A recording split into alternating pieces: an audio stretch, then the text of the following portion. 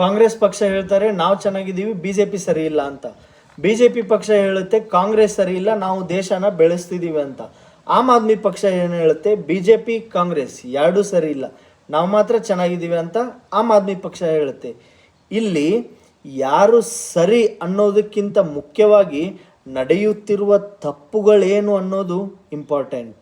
Pollution ಜಾಸ್ತಿ ಆಗಿದೆ, basic food facility costly ಆಗಿದೆ, ಇನ್ನು ಕರಪ್ಷನ್ ಬಗ್ಗೆ ಅಂತಂದ್ರೂ ಹೇಳಂಗೆ ಇಲ್ಲ. ನಮ್ಮ ದೇಶದ ಸಂಪನ್ಮೂಲ ಮತ್ತು ನಮ್ಮ ರಾಜ್ಯದ ರಿಸೋರ್ಸನ್ನು ಬಕಪಕ್ಷಿ ಥರ ಕಿತ್ಕೊಂಡು ತಿಂತಿದ್ದಾರೆ. ರೇಪಿಸ್ಟ್ಸ್ ಅಂತೂ ಬೇಲ್ ಮೇಲೆ ಆರಾಮಾಗಿ ರಾಜಾರೋಷವಾಗಿ ತಿರ್ಗಾಡ್ಕೊಂತಿದ್ದಾರೆ ಅವರು. ಎಲ್ರಿಗೂ ಗೊತ್ತಿದೆ value of Indian currency is going down. ಇನ್ನು parliament, one of the most centre point of India, one of the most secured building in India. Even in the parliament, some of the most corrupted politicians are sitting there.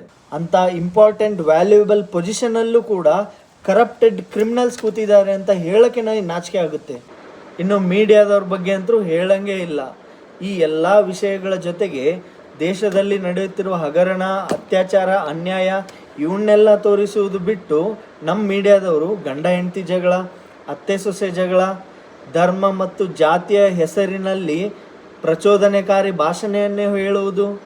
ತಪ್ಪು ತಿಳ್ಕೊಬೇಡಿ ಸ್ನೇಹಿತರೆ, present ಜನ್ರೇಷನ್ನಲ್ಲಿ media ಅನ್ನೋದು ತಮಾಷೆ ಆಗಿಬಿಟ್ಟಿದೆ ಅದು. So my dear Indians, ಭಾರತೀಯರೇ, ಇನ್ನಾದರೂ ಎಚ್ಚೆತ್ತುಕೊಳ್ಳೋಣ, ದೇಶಕ್ಕಾಗಿ ಹೋರಾಡೋಣ.